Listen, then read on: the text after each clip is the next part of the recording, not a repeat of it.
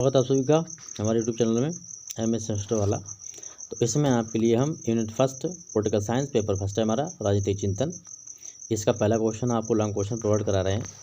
तो इस क्वेश्चन को आपको काफ़ी दृष्टि मतलब एग्जाम दृष्टि से काफ़ी महत्वपूर्ण है, क्योंकि किसी भी एग्ज़ाम पेपर में किसी भी सब्जेक्ट में फर्स्ट यूनिट का first chapter second chapter very most important होते हैं, तो इसीलिए दे रहे हैं। बाकी नेक्स्ट वीडियो में आपको जो अगला क्वेश्चन मिलेगा, तो पहले इसको देख लेते हैं।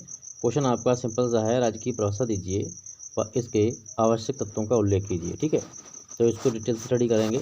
लिखा है राज्य का अर्थ एवं परिभाषाएं। आपको ऐसे ही आंसर ब्रैकेट मतलब कॉपी में लिखना है। और लिखा है कि साधारण बोलचाल की भाषा में प्रायः लोग क्या करते थे, राज्य शब्द का गलत अर्थ लगाते थे या गलत अर्थ के रूप में फिर उसका प्रयोग करते थे। कैसे? जैसे अक्सर क्या होता था कि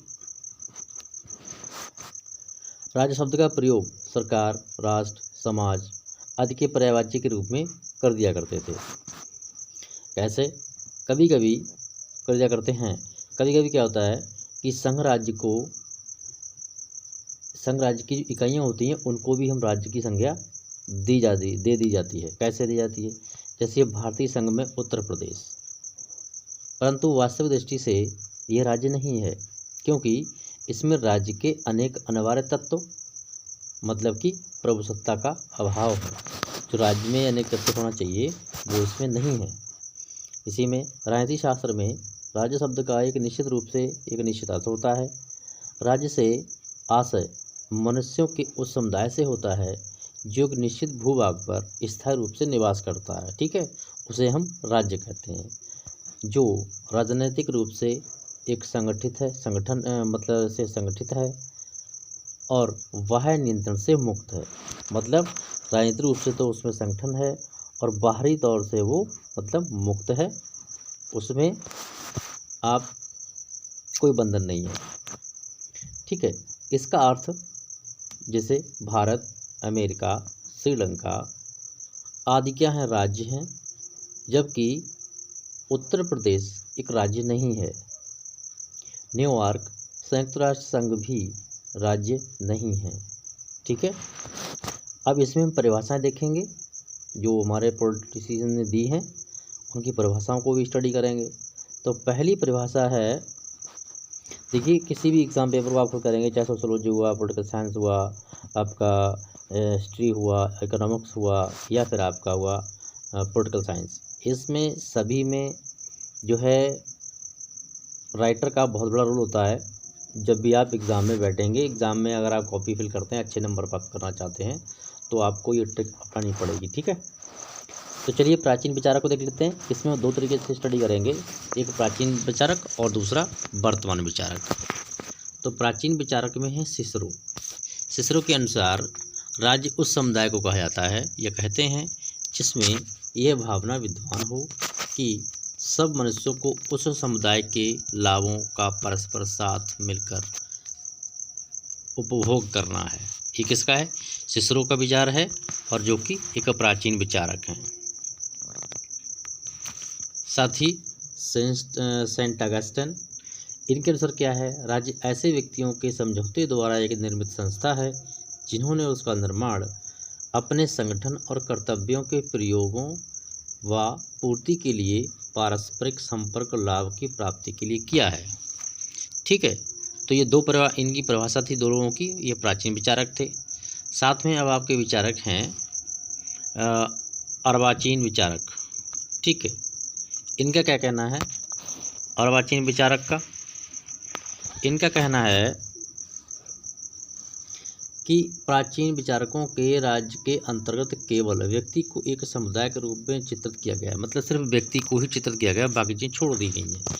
लेकिन वर्तमान समय के विद्वानों का विचार है कि केवल व्यक्तियों को ही राज्य का निर्माण नहीं होता है, यदि व्यक्तियों से ही राज्य का निर्माण नहीं होता है। राज्य का निर्माण करने के लिए व्यक्तियों का भली प्रकार से संगठित होना तथा एक निश्चित क्षेत्र में रहना आवश्यक होता है। इन व्यक्तियों के मध्य शांति व्यवस्था बनाए रखने के लिए कोई सत्ता का भी होना आवश्यक है। ठीक है, ये है अर्वाचीन विचारक का विचार। आइए आगे देखते हैं, आगे कौन है? ब्लेंडसली के अनुसार किसी निश्चित भूप्रदेश में राजनीतिक दृष्टि से संगठित व्यक्तियों को क्या कहा जाता है, राज्य कहा जाता है। ये ब्लेंडसली के अनुसार है। अब आपके हैं वुडरो विल्सन। वुडरो विल्सन क्या कह रहे हैं, इनका कहना है कि राज्य एक निश्चित प्रदेश के अंतर्गत नियम या विधि द्वारा संगठित लोगों का समाज है। अब आपके हैं विलोवी। विलोवी का क्या कहना है, राज्य मनुष्य के उस समाज को कहते हैं जिसमें एक ऐसी सत्ता पाई जाती है जो अपने अंतर्गत व्यक्तियों तथा समूहों के कार्यों पर नियंत्रण रखती हो, लेकिन वह स्वयं भी किसी कानून के नियंत्रण से मुक्त हो। आगे है इसमें लास्की। तो लास्की के बारे में जान लेते हैं। लास्की का कहना है कि एक राज्य एक प्रादेशिक समाज है जो सरकार और प्रजा में विभाजित होता है और जो अपने निश्चित भौगोलिक क्षेत्र में तथा अन्य सभी समुदायों पर सर्वोच्च सत्ता रखता है। तो यहाँ तक अभी हमने सभी जो पॉलिटिशियन थे उनकी डेफिनेशन को स्टडी किया। अब इसमें दिया हुआ है कि जो लास्की थे, लास्की ने जो परिभाषा दी है वो उसके लिए इन्होंने क्या लिखा है कि राज्य एक प्रादेशिक समाज है जो सरकार और प्रजा में विभाजित है, जो अपने निश्चित भौगोलिक क्षेत्र में अन्य सभी समुदायों पर सर्वोच्च सत्ता रखता है। उपरोक्त परिभाषाओं में से कोई भी परिभाषा पूर्ण नहीं है, क्योंकि इन सभी परिभाषाओं में किसका, संप्रभुता का उल्लेख नहीं हुआ है, जो राज्य का प्राण होता है। इन राज्य का जो प्राण है उसे संप्रभुता को कहा गया है और संप्रभुता इसमें दी नहीं है। तो यद्यपि हम अगर चर्चा की समझें कि बिलोवी और लास्की की डेफिनेशन को अगर स्टडी करते हैं तो उसमें क्या है, इन्हीं दोनों की परिभाषा में संप्रभुता का उल्लेख किया, किसमें, लास्की की परिभाषा में और बिलोवी की परिभाषा में, परंतु उनमें केवल आंतरिक संप्रभुता का ही विवेचन किया गया है। ब्रह्म नहीं, बाह्य संप्रभुता का विवेचन नहीं हुआ है। इस प्रकार मान्य परिभाषाएं यहाँ पर दो हैं, जिसमें आपके फिलीमोर, गिलक्राइस्ट, गार्नर की परिभाषाएं ही सर्वश्रेष्ठ हैं। अभी आपने ऊपर की परिभाषाओं को स्टडी किया था, उनमें जो मिस्टेक्स थी, जिसका अभाव था, उसके आधार पर उनको परिभाषा ये लोग नहीं मान रहे हैं। लेकिन जो पॉलिटिशियन के आधार पर क्या क्या होना चाहिए, तो वो इनमें आपकी 3 परिभाषाओं को सर्वश्रेष्ठ माना गया है, जिसमें फिलीमोर, गिलक्राइस्ट और गार्नर। तो सबसे पहले फिलीमोर की जो डेफिनेशन है उसको स्टडी कर लेते हैं। इसमें दिया गया है, तो आइए देखते हैं इसके लिए। तो परिभाषाओं में संप्रभुता का उल्लेख हुआ है, परंतु उसमें केवल आंतरिक संप्रभुता का ही विवेचन किया गया है, बाह्य संप्रभुता का कोई उल्लेख नहीं किया गया है। इसलिए ये परिभाषाओं को उतना श्रेष्ठ नहीं मानते हैं। जो मान्य परिभाषाएं हैं वो हैं अब तक की परिभाषाओं में फिलीमोर और गिलक्राइस्ट, गार्नर की परिभाषाएं सर्वश्रेष्ठ हैं। तो सबसे पहले फिलीमोर की परिभाषा को हम स्टडी करेंगे। इसमें दिया गया है कि राज्य मनुष्यों का वह समुदाय है जो एक निश्चित भूभाग पर स्थायी रूप से बसा हुआ है या बसा हुआ हो, और जो व्यवस्थित सरकार द्वारा उस भूभाग की सीमा के अंतर्गत व्यक्तियों तथा पदार्थों पर पूरा नियोजन एवं प्रभुत्व रखता हो, और जिसे विश्व के अन्य किसी भी राज्य से संधि या युद्ध करने या फिर अन्य किसी प्रकार से संबंध स्थापित करने का अधिकार प्राप्त हो। तो ये परिभाषा किसकी है, फिलीमोर की है। आगे आते हैं आपके गिलक्राइस्ट। इनको एडम गिलक्राइस्ट भी कहते हैं, नाम से जानते हैं। तो गिलक्राइस्ट का कहना है कि राज्य उसे कहते हैं जहाँ के लोग एक निश्चित प्रदेश में सरकार के अधीन संगठित होते हैं या फिर सरकार के आंतरिक मामलों में अपनी जनता की प्रभुसत्ता को प्रकट करती हो, ठीक है, और बाहरी मामलों से अन्य सरकारों से स्वतंत्र हों। तो ये परिभाषा है गिलक्राइस्ट की। अब आइए देखते हैं परिभाषा गार्नर की। गार्नर के अनुसार क्या है, राजनीति विज्ञान और सार्वजनिक कानून की धारणा के रूप में राज्य संस्था संख्या में कम से अधिक व्यक्तियों का एक ऐसा संगठन है जो किसी क्षेत्र में निश्चित भूभाग पर स्थायी रूप से निवास करता हो और बाहरी नियंत्रण से वो पूर्ण स्वतंत्र हो, लगभग स्वतंत्र हो, जिसका एक संगठित शासन हो, जिसके आदेशों का पालन नागरिकों का विशाल समुदाय स्वभावतः करता हो, उसका पालन भी करता हो, तो इसको हम राज्य मानेंगे। ठीक है, तो हमने तीनों परिभाषाएं कर ली और देखा किसकी श्रेष्ठ है, तो आपको हमने बता दिया। अब आइए अब देखते हैं इनके तत्व। ठीक है, तो परिभाषाओं को उपरोक्त परिभाषाओं में सर्वश्रेष्ठ हैं क्योंकि इनमें राज्य के चारों तत्व शामिल हैं। अब चारों तत्व क्या हैं, एक बार यहाँ देख लेते हैं। तो राज्य की परिभाषाओं को विचार करने के पश्चात राज्य के 4 आवश्यक तत्व ज्ञात होते हैं, जिनमें गैटल, फिलीमोर, गार्नर, ठीक है, इनकी परिभाषाओं में मिला। क्या लेना, जनसंख्या का प्राप्त मिला, निश्चित भूभाग की चर्चा हुई है, संगठित सरकार की चर्चा हुई है और साथ ही संप्रभुता की चर्चा हुई है। तो राज्य में इन 4 तत्वों का होना बहुत ही आवश्यक है, तभी वो राज्य कहलाएंगे। तो पहला देख लेते हैं, इसमें दिया जनसंख्या। तो जनसंख्या में क्या है, राज्य व्यक्तियों का एक संगठित समूह है, इसलिए व्यक्तियों के अभाव में राज्य की कल्पना ही नहीं की जा सकती। किसी ऐसे भूखंड को राज्य नहीं कहा सकते हैं जहां मनुष्य का निवास ना हो, जहां न रहता हो। गार्नर ने ठीक ही कहा है, राज्य के अस्तित्व के लिए जनता रूपी भौतिक तत्व की निरपेक्ष आवश्यकता है। जनता के अभाव में राज्य की कल्पना करना संभव नहीं है। इसके बिना ना तो शासक ही होता है और ना ही शासित ही। ठीक है, दोनों में से कोई भी नहीं होगा। ठीक है, चलिए आगे देखते हैं। आगे दिया हुआ है कि किसी राज्य के लिए जनसंख्या कितनी होनी चाहिए, इस संबंध में विद्वानों के विचारों में मतभेद है। ठीक है, सबने अपने अलग अलग विचार दिए हैं। तो पहला देखते हैं, प्लेटो के आधार क्या लिखता है। प्लेटो एक आदर्श राज्य संख्या 5040 बताइए प्लेटो ने, जबकि रूसो के अनुसार यही संख्या 10,000 है, नागरिक होने चाहिए। राज्य की संख्या के संबंध में अरस्तू का मत है कि राज्य की संख्या ना तो कम हो और ना अधिक। राज्य की जनसंख्या इतनी भी कम नहीं होनी चाहिए कि उसके विभिन्न कार्यों के लिए पर्याप्त व्यक्ति उपलब्ध ना हो सकें, तो ये भी इन्होंने कहा है। तो साथ ही राज्य की संख्या इतनी अधिक भी नहीं होनी चाहिए कि उसका भरण पोषण भी हमें ठीक तरीके से ना कर पाएँ। अगला चौथा पॉइंट था हमारा, दूसरा पॉइंट था निश्चित भूभाग।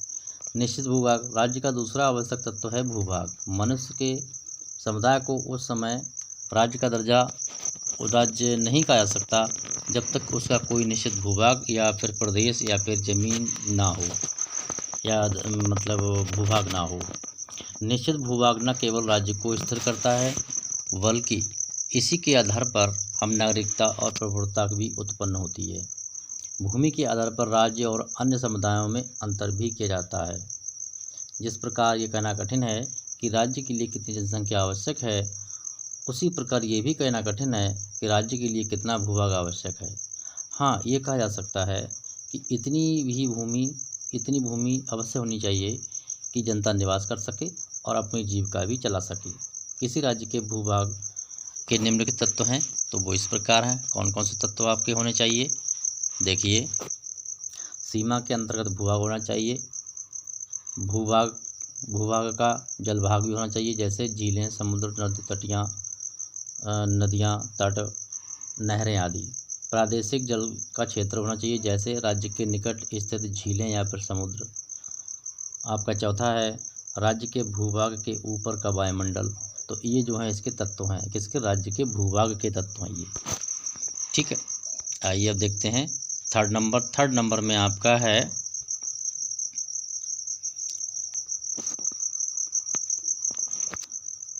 सुसंगठित सरकार। राज्य का तीसरा महत्वपूर्ण तत्व है राजनीतिक संगठन, जो कि सामाजिक संगठन को संभव बनाता है और सरकार के द्वारा ही राज्य अपनी इच्छा का पालन करता है। राज्य की शक्ति का साकार रूप ही सरकार होता है, यह सरकार है। राज्य तथा इस सरकार तथा राज्य के साथ साथ जन्म लेते हैं। सरकार तथा राज्य एक दूसरे के साथ नहीं, साथ साथ जन्म लेते हैं।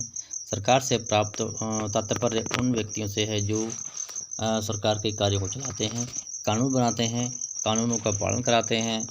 पालन न करने वालों के लिए दंड दिया जाता है। सरकार विभिन्न प्रकार की हो सकती है, किंतु एक बात हर प्रकार की सरकार के लिए मान्य है, सामान्य है, और वह है उसकी भौतिक शक्ति अर्थात सरकार के लिए आवश्यक है कि वह अपनी आज्ञाओं का पालन करवा सके तथा राज्य में शांति व्यवस्था बनाए रख सके। तो ये स्वसंगठित सरकार के बारे में था। अब देखते हैं हम संप्रभुता। संप्रभुता क्या होती है उससे देख लेते हैं। संप्रभुता में दिया हुआ है कि संप्रभुता के अभाव में हम किसी भी राजनीतिक संगठन को राज्य नहीं कह सकते। इस तत्व को राज्य का प्राण कहा जाता है। संप्रभुता का अर्थ होता है सर्वोच्च शक्ति। कोई जन समुदाय किसी निश्चित भूभाग पर निवास करते हुए अपनी सरकार रखते हुए भी राज्य का रूप धारण नहीं कर सकता जब तक कि वहाँ सरकार संपूर्ण संप्रभुत्व संपन्न ना हो। राज्य संप्रभुता के दो रूप होते हैं, एक आंतरिक और दूसरा बाह्य रूप। आंतरिक रूप संप्रभुता का अर्थ होता है कि राज्य की आज्ञा का पालन उसके प्रदेश में रहने वाले लोगों के द्वारा निर्विरोध रूप से किया जाए। बाह्य संप्रभुता का अर्थ होता है कि राज्य सरकार भी विदेशी राज्य के नियंत्रण में नहीं होता है। इस प्रकार हम कह सकते हैं कि किसी भी संस्था को तब तक राज्य नहीं कहा जा सकता जब तक उसमें ये चार तत्व विद्यमान ना हो: जनसंख्या, निश्चित भूभाग और संप्रभुता। ठीक है, अब इस प्रकार से आपका दूसरा क्वेश्चन स्क्रीन पर शो हो गया है। इस क्वेश्चन को हम अगले वीडियो में कंप्लीट करेंगे। उससे पहले आप इस क्वेश्चन के आंसर को देखिएगा, अपने दोस्तों से शेयर कीजिएगा, लाइक कीजिएगा। फर्स्ट टाइम चैनल पर हो तो सब्सक्राइब जरूर करना। अन्य भी सिलेबस आपका सब्जेक्ट का आ जाएगा। Thank you.